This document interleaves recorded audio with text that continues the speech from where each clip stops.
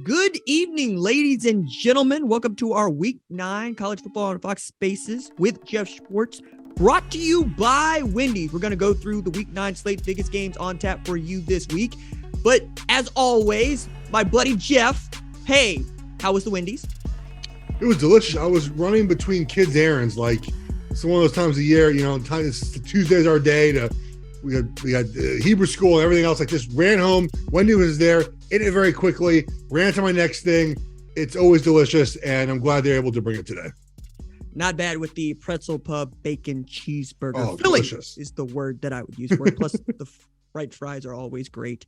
Yes. Jeff, let's get started with the biggest game on the slate for you and I. Number 2, Ohio State at number 13, Penn State. This is the big noon game, noon Eastern time. And we got our Fox fan question here, or Wendy's fan question, excuse me, from Lexi asking, does Penn State have a chance against Ohio State? So Ohio State is favored by 16, according to Fox Bet. The over-under on this game is 61. I'm going to ask Jeff about this, but first I need to lay out a take, because I got to take, Jeff. I got to take it. Okay, go ahead. 22 Ohio State is a lot like 18 Clemson, okay?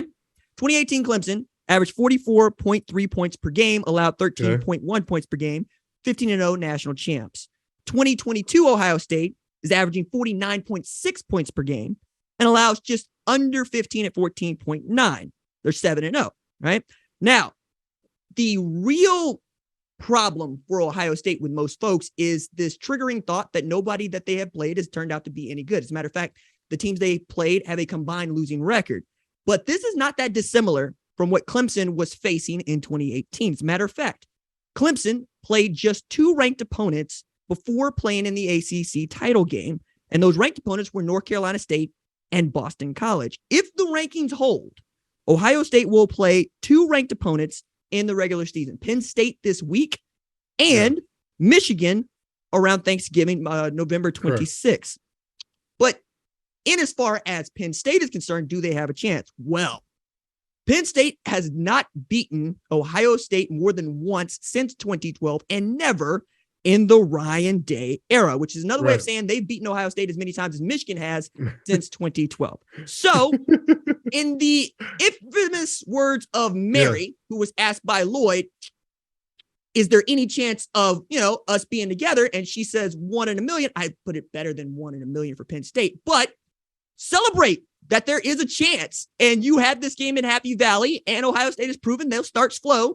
And if you can capitalize on them starting slow, you have an opportunity to upset them. But Jeff, I don't see this one being that difficult for Ohio State. Is that too strong for you? No, it's not too strong for me. A couple of things about, as you mentioned, kind of Ohio State in totality.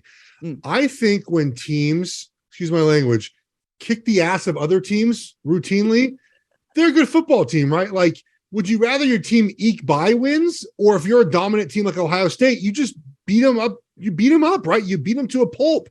And defensively, I saw you tweet this week about Jim Knowles, like coach of the year, right? I mean, to change that defense to what it's become, fabulous, right? Like, they deserve all the credit there. And I think that the only thing that makes me think, okay, maybe Ohio State gets slowed down in this game is we've just seen it's very hard to play on the road. Right, like we've seen team after team after team go on the road the last couple of weeks and really struggle to put away the opponent and in the end win. But my problem with Penn State, RJ, is are they going to score like 28 points? Right, like let's say Ohio State doesn't play well offensively, right? They're still going to score, let's say, at least 24 points, right? Like, is Penn State going to score 27 in this game? Like, I just don't think they're going to score enough points to keep up with Ohio State, even if Ohio State doesn't play well early on. Well, that's a very good point that you raised there. And for those that are new to this, Ohio State usually puts up points and stops people from putting up points this season. The reason I want to say new to this is because Ohio State hasn't had a defense like this since 2019. They have not given up more than 21 in a game so far this year. And I don't give a damn who you're playing. That's really great. And Jim Knowles, I think, is a front runner for the Broyles Award this year. And he should be. But to your point, referencing the 27, I think that's a really interesting statistic to take a look at, because that has been what it's going to take for Ohio State to beat Penn State in the years past. Ohio State is 16-0 when the Buckeyes score 27 or more against Penn State. Again, the Buckeyes are averaging damn near 50 a game. Now, for the Penn Staters listening, there is hope, and it is in the form of one Katron Allen and one Nick Singleton, the dynamic duo in the backfield. Sean Clifford is going to have to play flawless football. Don't put the ball on the carpet and don't throw the ball to the other team.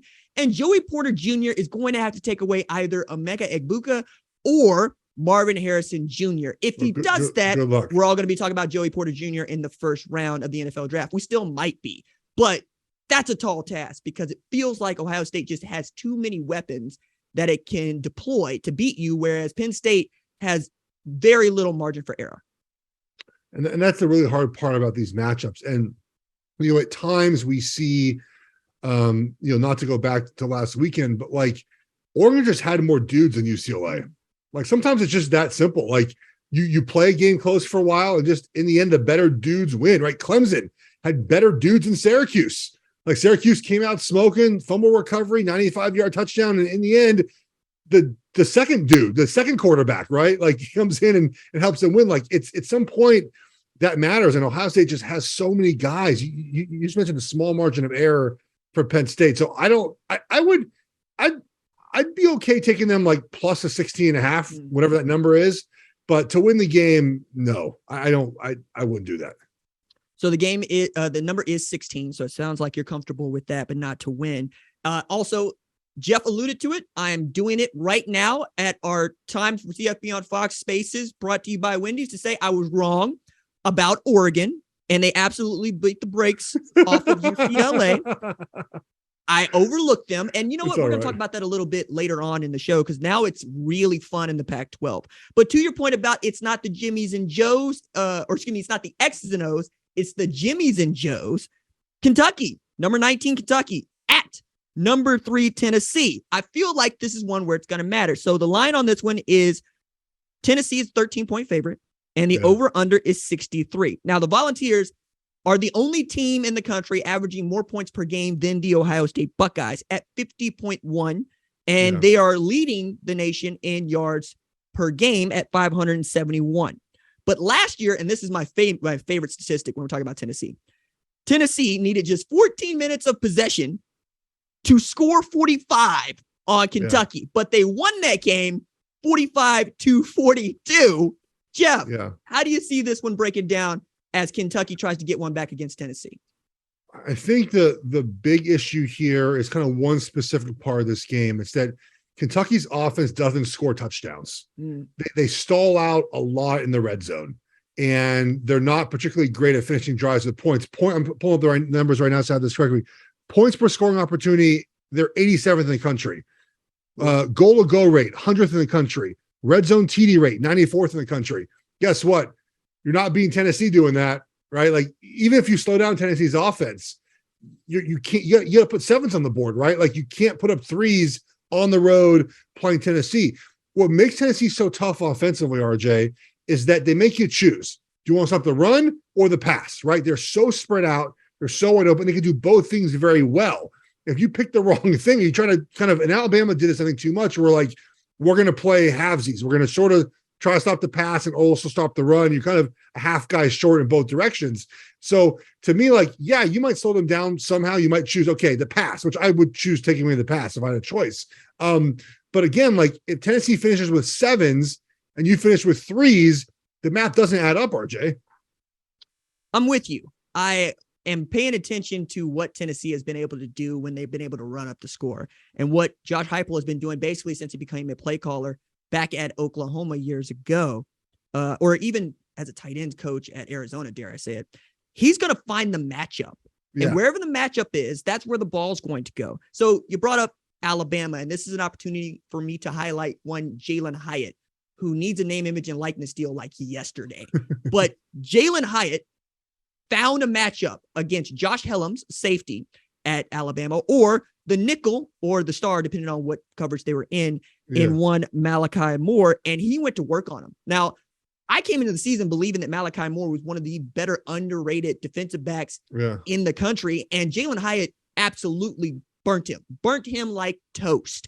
If you can find that sort of matchup for Brew McCoy, for Jabari Small, for Hendon Hooker to operate, I think you're going to be great. And for Kentucky, it's, for me, can you turn Tennessee over? Because Hendon Hooker's thrown one interception all year, and that was in that 52-49 win against Alabama.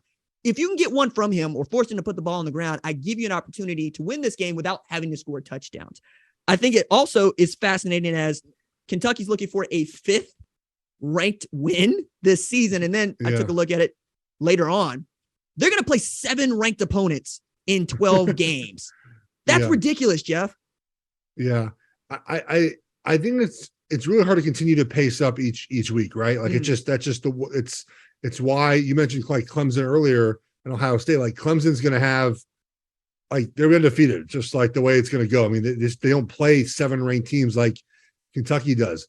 The reason why Hayden Hooker doesn't throw a lot of interceptions because he chooses the most favorable matchup. Oh, I have one-on-one coverage. Okay, here you go. Oh, they have too many guys. Oh, I'll hand the ball off. Like, you're not going to get him to make any mistakes, RJ. Like, it's trying to find a way to confuse him, which is the hard part too. Because if you're a guy short somewhere and they catch you, you're giving a big explosive play. Like, I would just sit back and cover 2 and hoping you get in the red zone, you play really good defense. Like, I would let them move the ball, especially on the ground, up until about the 30-yard line, and try to find ways to get him to make some mistakes as the field shrinks up. I just don't think the Wildcats can score enough. Like, that's my concern with this game. And you're on the road too. Like, it's going to be tough. I think Tennessee, though, is breaking out new uniforms.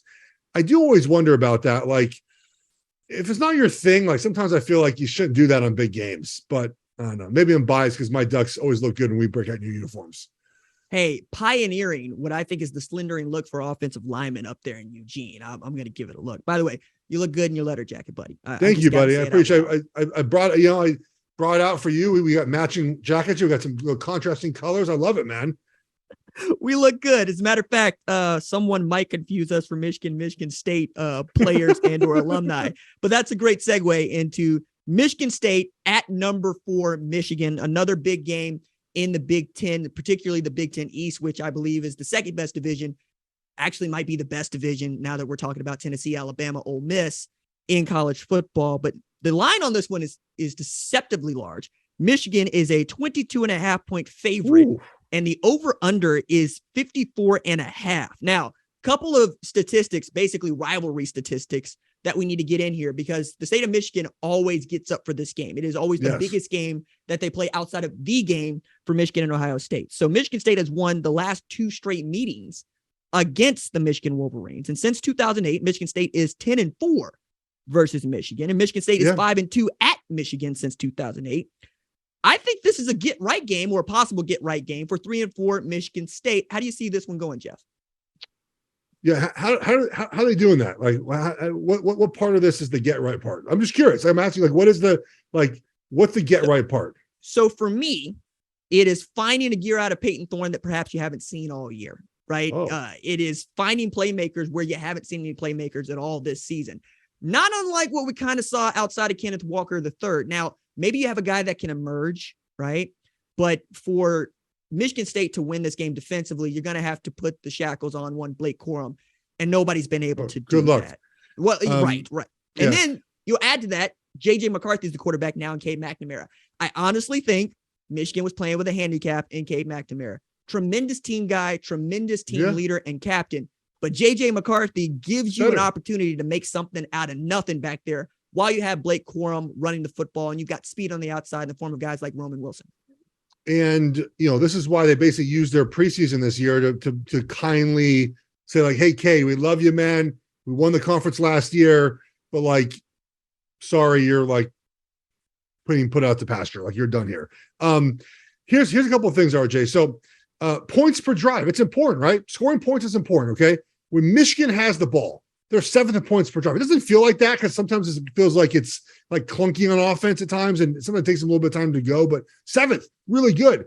Michigan State's defense, points per drive, 96. Ugh. Okay.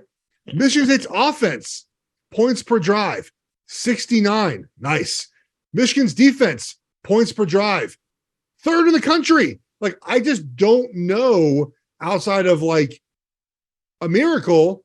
Like, they're not blocking a punt to win this game. Sorry. I don't know where Michigan State takes advantage of any flaws Michigan has, right? Like Michigan kind of starts slow at times because their offense, when you run the ball, it takes a little bit of time to get in a rhythm. It's just part of the run game. And that's why we see Michigan at times just like kind of like Penn State, right? You're just kind of like slow and steady, then boom, boom, boom, boom, boom, you're off and running. And so I think that like that's so if they start slow, like I wouldn't fret about it, but that's the only option, right? They start slow, you force some turnovers, and you hope you get short fields. I just don't. I think when Michigan beat Ohio State last year, all these stats about the Michigan State losses, they're done. Like that, the curse was broken now, RJ. Like I'm not worried about how they played in the past against Michigan State. I just think Michigan's a much better team, and 22.5 points is a lot. We're not giving gambling takes very much on this show. But I mean, Michigan is just not losing this game. I don't care. It's not happening unless, guys get hurt, which you can never really handicap or predict.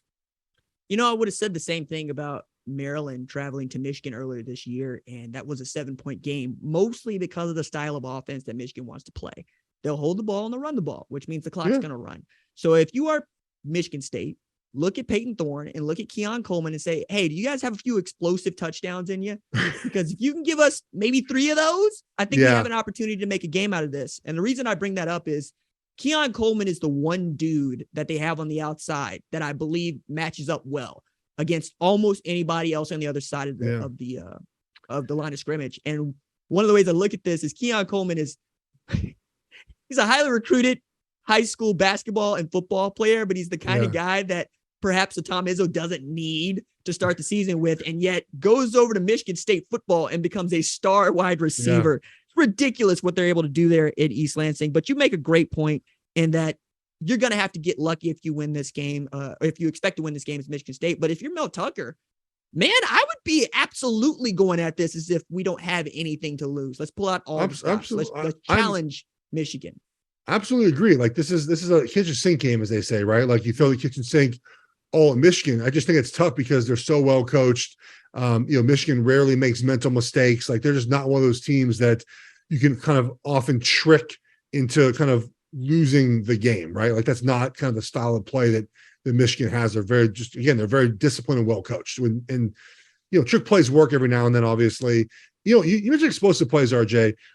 I'm beginning to believe like the sport is almost like if you can have explosive plays on offense, you can play in any game. Like it's a prerequisite to being able to compete on a national level. Like you have to have some explosive offense. Yeah, you can pickleball guys down the field, but like you got to be able to score quickly in this sport. And to me, like that just kind of disqualifies a lot of teams from my mind as having the ability to win games on the road. Like if you can't do explosive plays, you just can't win on the road. It's a good point. I also want to tip a cap to Jesse Minter, defensive coordinator at Michigan, who I think, along with Sharon Moore and Matt Weiss, could be up for the Broyles Award alongside Jim Knowles. Outstanding. Offensive line coach for the Broyles Award, please. Let's do it. Give it to Moore. Only as a co-offensive coordinator, because he's got my vote. Get down. He's got my vote. Don't care. Number 8, Oregon at Cal. That's on FS1 at 3:30 p.m. Eastern. The line on this one is Oregon 16.5 points favorite. 58.5 points is the over under. One of the stats that actually popped out to me, Jeff, that you might know, I'm gonna give it to you anyway. Bo Nix and Anthony Richardson are the only quarterbacks who rank inside the top 10 in rush yards per carry.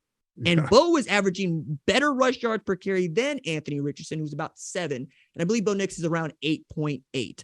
Yeah. So my question is not so much about beating Cal, so much as what do you think has to happen for your Oregon Ducks to convince folks that should they win the Pac-12 championship, they deserve a spot in the college football playoff?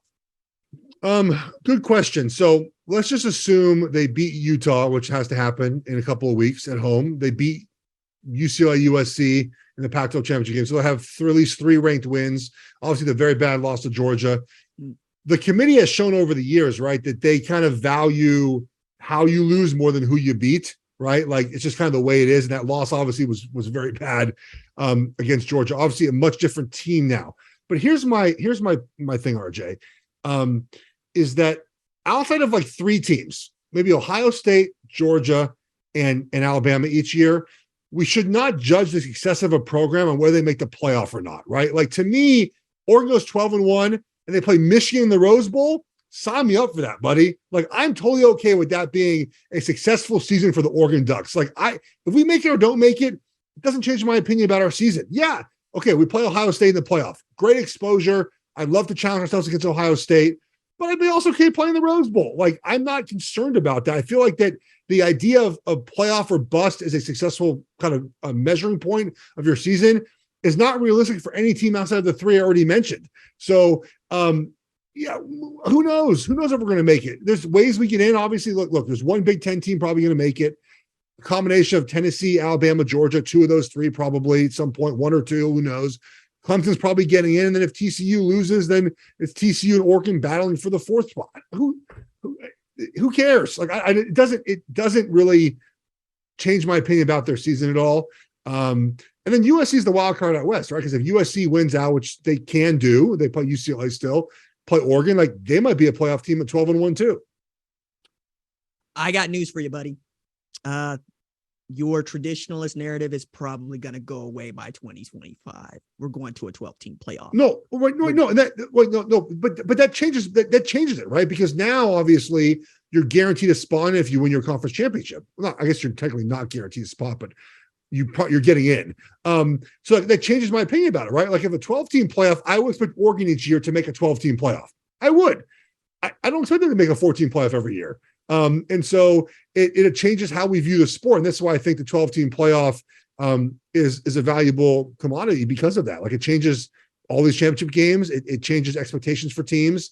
And it's going to probably in the end keep the Pac-12 together for another couple of years. All right. So the headline to rip there is that Oregon Duck Geoff Schwartz does not care about winning the national championship. Joking, buddy. I'm joking. Fair enough. I'll tell you what, man. if Bo Nix and our Oregon team beats Ohio State and then some combination of Georgia and Alabama to win the championship, you can old take expose me on this one, buddy. So let's finish out with the world's largest outdoor cocktail party. That would be Florida versus number 1 Georgia, and the name of a not country music band. Georgia is a 23-point favorite in this one. The over-under is 56.5. And while I've already talked about what Anthony Richardson can do running the ball and how Billy Napier really absolutely wants to run the ball, the thing that I take away from this is Georgia actually leads the nation in average time of possession. Just over 36 minutes a game, Georgia manages to hold on the football. So A, you're not going to have that many opportunities to score on them. And B, Florida hasn't beat a number 1 team, according to the AP, since 2008, when they beat number 1 Alabama in the SEC title game 31-20, famously one of Urban Meyer's, maybe Urban Meyer's best football team. I'm sorry, Buckeyes. That team was ridiculous. How do you see this one going, Geoff? Well, they're not being number 1 team this year. Sorry. Both teams, I believe, off of buying this. No. They both played last weekend. Yeah. Did they play? No.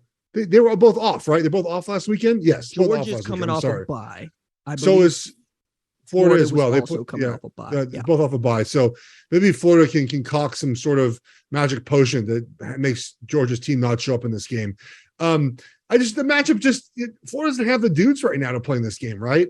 And that's a big concern. And Richardson, I think, and I don't think I know, I mean, when you ask him to throw the ball, he can be baited into many mistakes, right? I mean, he can run the ball. We know that. He's a skilled athlete. He's made some tremendous plays. We've seen it all throughout the season. But if you can get him in a more traditional role, you say, okay, we're going to rush the passer we're going to condense the pocket and force him to not leave the pocket and kind of just throw. It's not his game, right? It's not what he's good at so far. And so I just think that's a big matchup Georgia can exploit. And then Florida's defense, it's not very good. You allowed 45 points to Jaden Daniels. Like, you're just no offense to LSU, but better than they're 6-2, right? Like, good football team. I don't know. Speaking of that, why Brian Kelly was good at Notre Dame? Did people not expect him to be good at LSU because he was awkward in some recruiting videos? Like, and he had made up a weird Southern accent. Like, Duke can coach. No surprise they're better this season than they were last year. They're getting better throughout the season.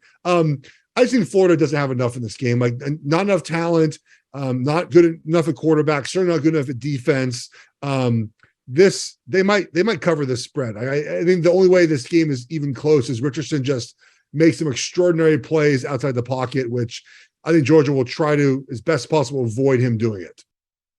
I think you're right. I also think that Georgia is deploying more 5-stars than you are. As a matter of fact, Georgia is what Texas A&M would be if they ever got their act together. However, I also think that it's interesting to say that Stetson Bennett is just the dude that makes the offense go, as opposed to being the guy that everybody depends on to make plays, a la Bryce Young at Alabama. And that's a great place to be if you are the Georgia Bulldogs.